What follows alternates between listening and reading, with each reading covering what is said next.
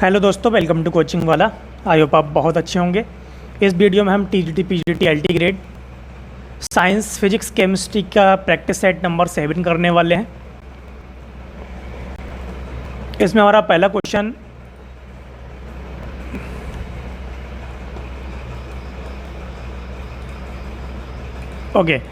पहला क्वेश्चन हमारा दिया है, which one of the following is the strongest acid. इसमें हमें चेक करना है कि कौन सा स्ट्रॉन्गेस्ट एसिड है। यहाँ पर हम देख सकते हैं कि देखिए कार्बोक्सिलिक ग्रुप यहाँ पर लगा हुआ है COOH। COOH अगर ट्रिपल बॉन्ड कार्बन से जुड़ा हुआ है तो वो ज़्यादा एसिडिक होगा, डबल बॉन्डेड से उससे कम एसिडिक होगा। तो हम यहाँ पर देख सकते हैं ट्रिपल बॉन्डेड यहाँ पर D है, तो CH ट्रिपल बॉन्ड COOH ज़्यादा एसिडिक होगा। और उसके बाद में CH2 डबल बॉन्ड CH2COOH।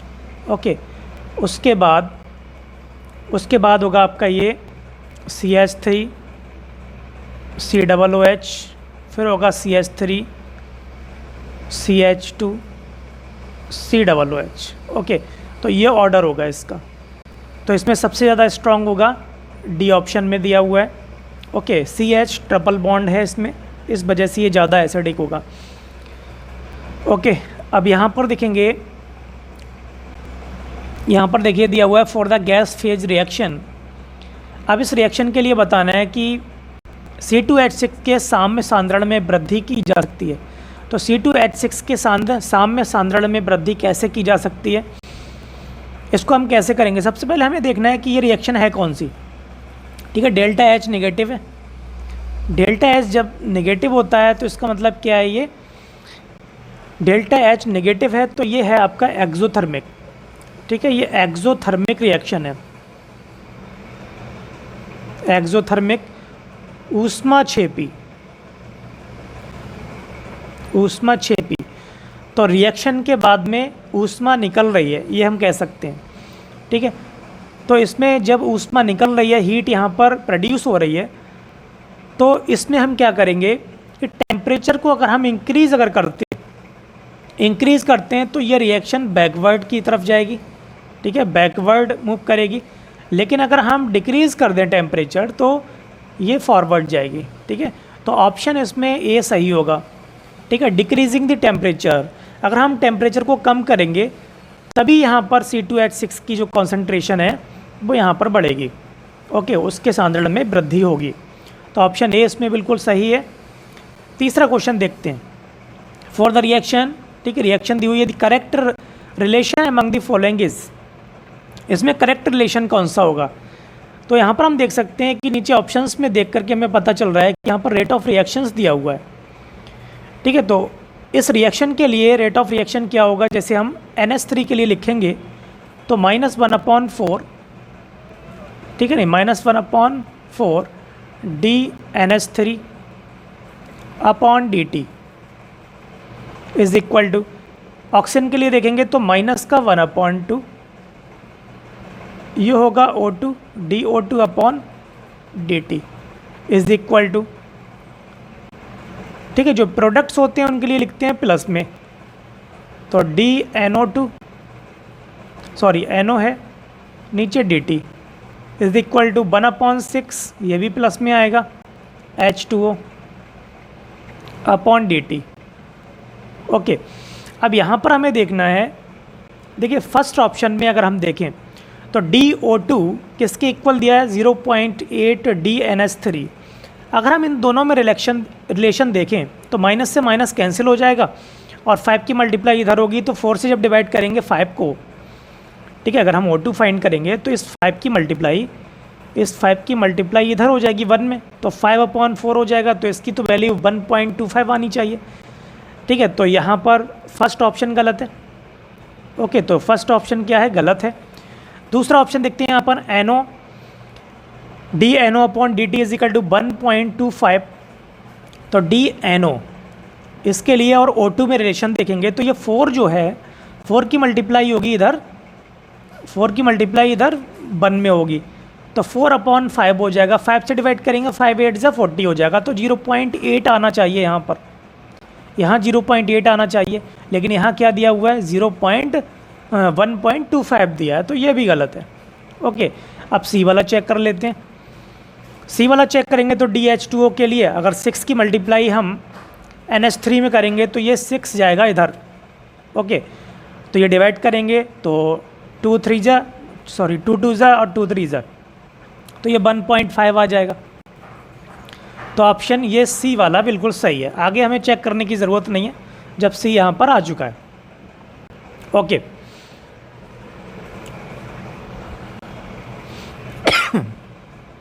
इसमें देखिए a step up transformer with 1:8 turn ratio has 60 hertz 120 volt across the primary, the load in the secondary is 10⁴ ohm, the current in the secondary is. Okay, तो इसमें हमें देखो find करना है, पहले relation देख लेते हैं। देखिए NP upon NS is equal to EP upon ES is equal to IS upon IP, ये रिलेशन होता है, ठीक है, ट्रांसफार्मर स्टेप अप ट्रांसफार्मर के लिए। अब यहाँ पर हम जो देखेंगे, ठीक है, इसको उल्टा भी कर सकते हैं। अगर हम NP अपॉन NS कर लें, सॉरी NS अपॉन NP कर दें और इधर कर दें ES अपॉन EP, ठीक है नहीं, तो NS अपॉन NP 1:8 यहाँ पर दिया हुआ है, ठीक है, स्टेप अप है, तो जो सेकेंडरी कॉइल है उसमें नंबर ऑफ टर्न्स ज़्यादा होंगे, तो यहाँ पर हम इसको उल्टा लिखेंगे, इधर लिखेंगे 8 और नीचे लिखेंगे 1, ठीक है नहीं। और ES हमें फाइंड करना है, प्राइमरी कॉइल में 120 दिया हुआ है, तो यहाँ पर ES और प्राइमरी में दिया है 120 इज इक्वल टू 8/1। ES जब फाइंड करेंगे तो 8 × 120 आएगा, मल्टीप्लाई कर लेंगे, 12 8 कितना हो गया 96, ये हो गया 960 ES। Okay volt. अब हमें यहाँ पर दिया हुआ है, देखिए रेसिस्टेंस 10⁴, हमें फाइंड करना है सेकेंडरी करंट, ठीक है, सेकेंडरी कॉइल में हमें करंट फाइंड करना है। तो ये फाइंड करने के लिए हमें क्या करना होगा, ES अपॉन R पुट करना होगा। ES कितना है 960, R कितना है 10⁴। अब इसमें देखिए 10⁴ ऊपर लेकर जाएंगे तो 960 मल्टीप्लाई 10⁻⁻4 हो जाएगा, और इसको अब 10⁻⁻4 है, तो इसको जब हम इस तरीके से लिखेंगे तो ये लिख सकते हैं हम 96 × 10⁻, ये 0 है तो एक पावर कम हो जाएगी, ठीक है, ये हो जाएगा 96 मिली एम्पियर। ओके, तो ऑप्शन डी यहाँ पर सही हो गया, ऑप्शन डी। यहाँ पर देखेंगे एक तार की लंबाई 15 मीटर तथा प्रतिरोध 5 ओम है, इस तार में नगण्य धारा प्रवाहित की जाती है, इसका सर्वत्र सम, ठीक है, क्रॉस सेक्शनल जो एरिया है वो दिया हुआ है 6 × 10⁻⁻7 मीटर स्क्वायर। हमें यहाँ पर निकालना है, देखिए यहाँ पर हमें इसकी रेसिस्टिविटी निकालनी है। देखिए हिंदी में अलग दिया है, इंग्लिश में अलग।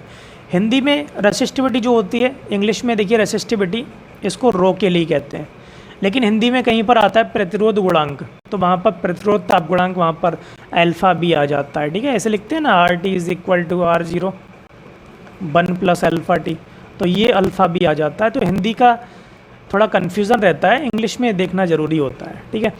तो हमें रो जब फाइंड करना है तो क्या होगा, रो = होता है RA/L, ठीक है।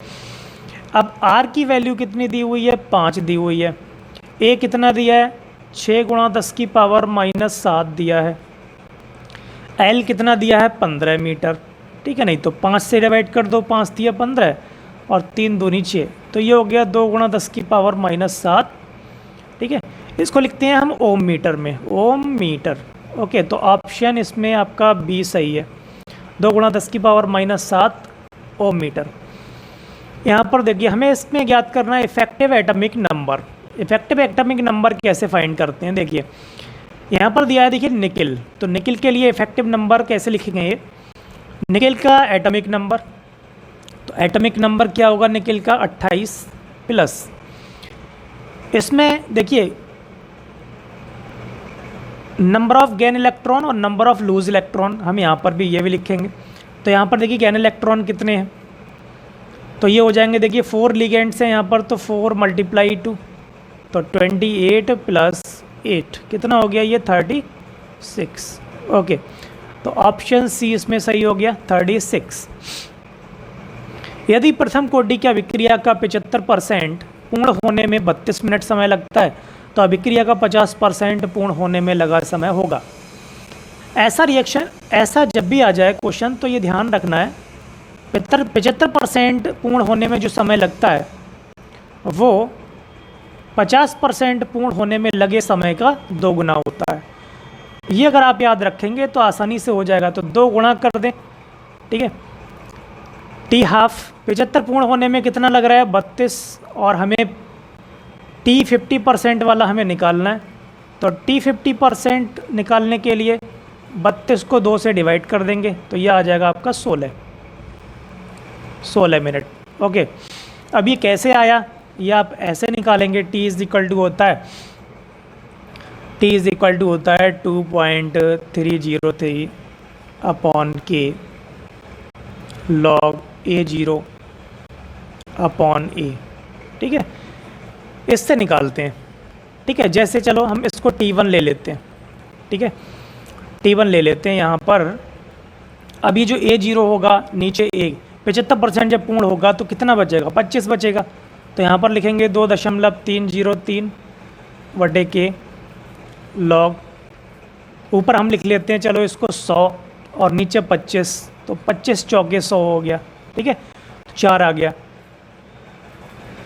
4 को लिखेंगे हम 2 की पावर 2, तो 2 आगे आ जाएगा, ठीक है, 2 आगे आ जाएगा और ये हो जाएगा 2.303 बटे के log 2, ठीक है। इसको समीकरण 1 बना दो।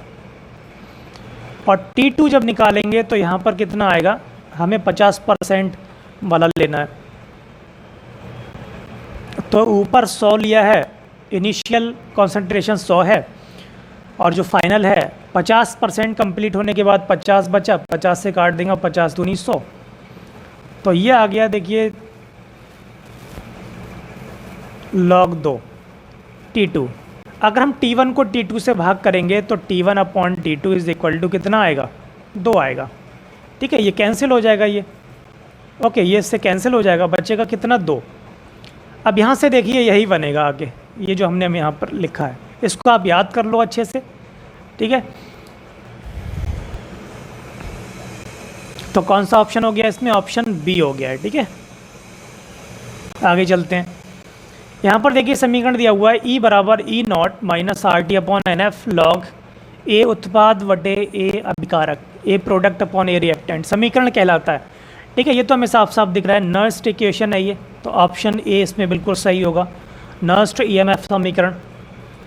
ओके, आदर्श गैस के लिए यहाँ पर हम ये निकालना है गामा क्या होता है, गामा इज इक्वल टू पहले से दिया हुआ है 1 + CP अपॉन CB।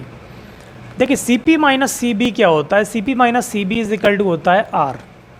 अगर हम CP यहाँ से लिखें, अगर हम यहाँ से CP लिख लें तो CP अपॉन CB, अगर हम इसको भाग कर दें CB से भाग, ठीक है, तो ये हो जाएगा CP अपॉन CB माइनस 1 बराबर R अपॉन CB, -1 उधर जाएगा, तो CP upon CB is equal to क्या आएगा, 1 + R अपॉन CB, ठीक है ना, ये आ जाएगा।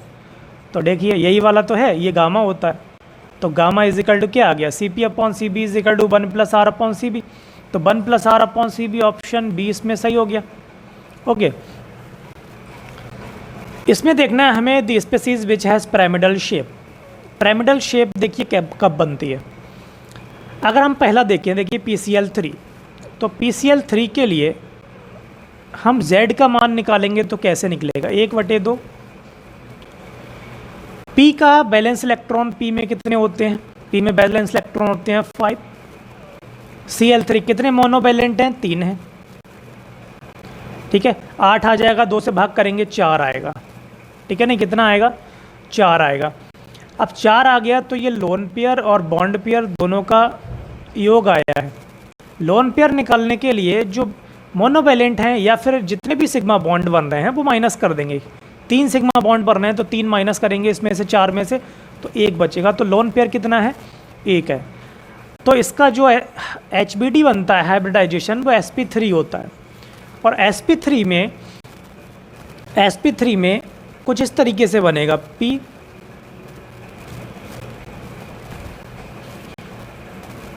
PCl3, okay. और ऊपर बनेगा एक लोन पेयर, ठीक है ना, ऊपर एक लोन पेयर बनेगा। तो इसकी जो शेप होगी, ठीक है, वो इसकी पिरामिडल होगी। कैसी होगी ये पिरामिडल होगी। तो पहली बार में ही आ गया, ठीक है। दूसरा ऑप्शन चेक करने की ज़रूरत ही नहीं है।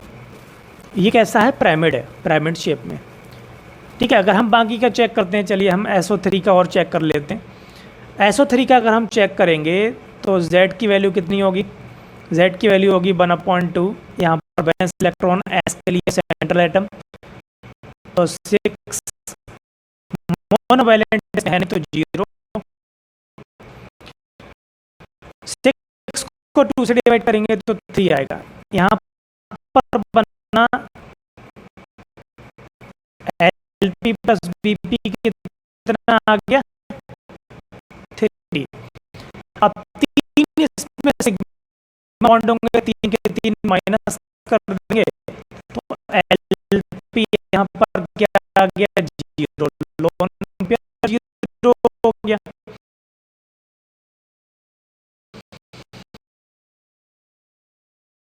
और जब लोन पेयर 0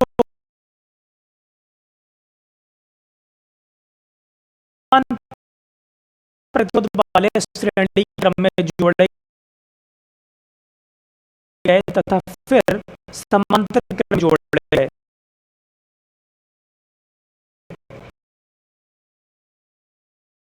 देखिए पहले जोड़े गए हैं श्रेणी क्रम में, ठीक है। इस तरीके से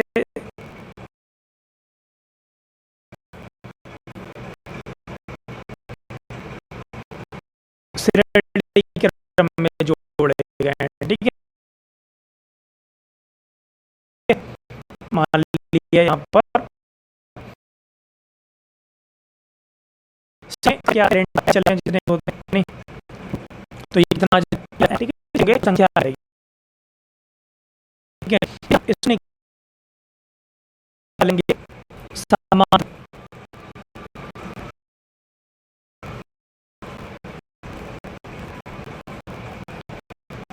ठीक है। नहीं तो इस तरीके से ये लगे हुए हैं क्रम में। अब यहाँ पर इक्विवेलेंट जो आता है, और इक्विवेलेंट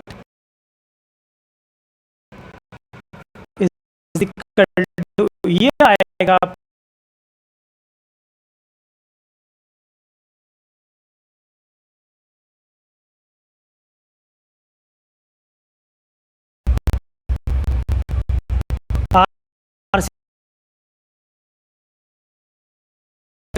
C। सही हो गया।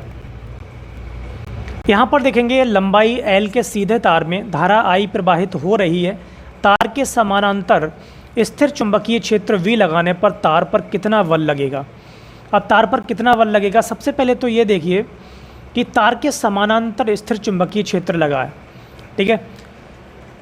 तो तार की जो दिशा है वही दिशा यहाँ पर चुंबकीय क्षेत्र की है, ठीक है। जो दिशा तार की, ठीक है, कह सकते हैं यहाँ पर, ठीक है, जो DL होगा, ठीक है, क्षेत्रफल सदिश होगा, ठीक है, सूक्ष्म अवयव जो होगा उसकी दिशा और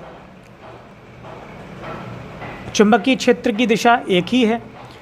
तो क्या होगा, हम निकालते हैं F बराबर निकालते हैं I DL क्रॉस B, यही तो निकालते हैं। तो यहाँ पर क्या होता है, I DL V sine theta दोनों के बीच का, जब समांतर है तो थीटा क्या हो गया? 0। और जब 0 हो जाएगा तो साइन 0 का मान 0 होता है, तो ये 0 हो जाएगा, ठीक है। नहीं, F हो जाएगा 0। तो ऑप्शन A इसमें सही होगा, ओके।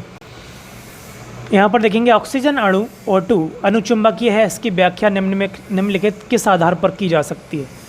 अब O2 अनुचुंबकीय है, देखिए अब O2 है, यहाँ पर मॉलिक्यूल दिया हुआ है, अणु दिया हुआ है, तो अणु के लिए हम जो भी इन्फॉर्मेशन निकालते हैं, ठीक है, वो अनुचुंबकीय होगा या चुंबकीय होगा, वो सारी इन्फॉर्मेशन चाहे बॉन्ड ऑर्डर का हो वो निकलता है MOT से, ठीक है, मॉलिकुलर ऑर्बिटल थ्योरी से, ठीक है।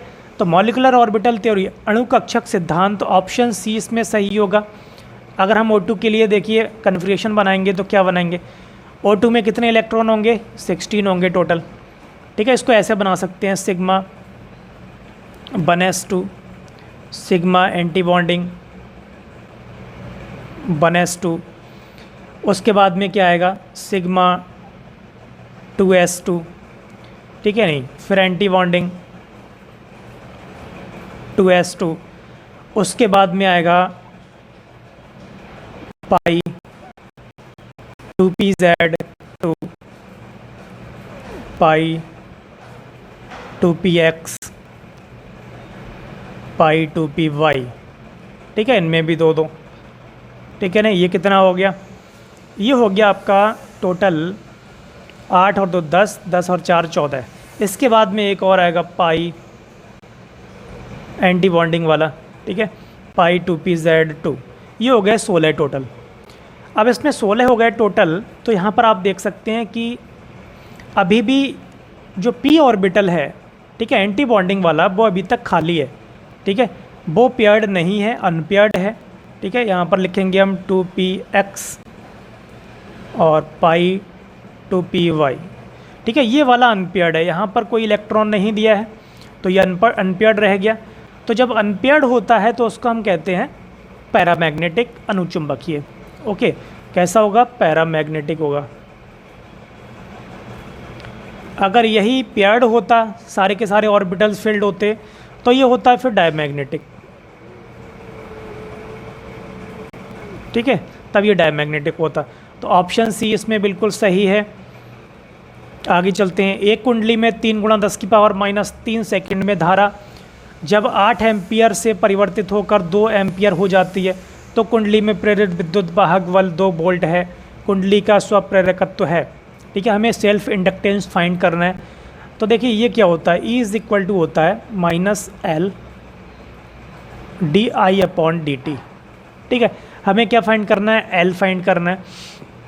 E कितना है, E है 2 वोल्ट, ठीक है, बराबर। अब L हमें फाइंड करना है और DI कितना चेंज हो रहा है, 2 - 8, पहले 8 एम्पियर से 2 एम्पियर हो गया, ठीक है, तो 2 से 8 हो रहा है, तो फाइनल माइनस इनिशियल, और माइनस पहले से है। और DT कितने समय में, 3 × 10⁻³ में। हमें L फाइंड करना है, तो माइनस माइनस देखिए प्लस हो जाएगा, यहाँ आ जाएगा 6, ठीक है। और 6 जब आ जाएगा तो यहाँ पर हम कर सकते हैं L बराबर 3 × 10⁻³ और नीचे कितना आएगा 6, ठीक है। ये देखिए 2 × 6 कैंसिल हो गया, ठीक है। यहाँ पर एक आ गया 10⁻³ ठीक है। और इसको हम क्या लिख सकते हैं, ये वोल्ट, ये हेनरी में, ठीक है, हेनरी में आएगा। और 10⁻³ है तो इसको हम मिली हेनरी लिख सकते हैं, ठीक है, 1 मिली हेनरी। ओके, इसको ऐसे लिखेंगे 1 × 10⁻³ तो 1 मिली हेनरी हो गया। तो ऑप्शन ए इसमें बिल्कुल सही है। ओके, तो ये क्वेश्चन थे हमारे जो काफ़ी इम्पोर्टेंट क्वेश्चन हैं और सभी क्वेश्चंस आए हुए हैं, ठीक है। देखिए ये PGT में आया हुआ है, सब क्वेश्चंस आए हुए, UP पॉलीटेक्निक लेक्चरर में आया हुआ है, ठीक है, सभी क्वेश्चंस आए हुए हैं, बहुत अच्छे क्वेश्चन है, PCS में आया हुआ क्वेश्चन है ये, ठीक है नहीं। तो ये थे हमारे क्वेश्चंस और हमने ये कंप्लीट कर लिए। वीडियो पसंद आई हो तो लाइक करें, शेयर करें, कमेंट करें और चैनल को सब्सक्राइब ज़रूर कर लें जिससे कि आपको नई वीडियोज़ को नोटिफिकेशन मिलते रहें। Okay, thank you very much.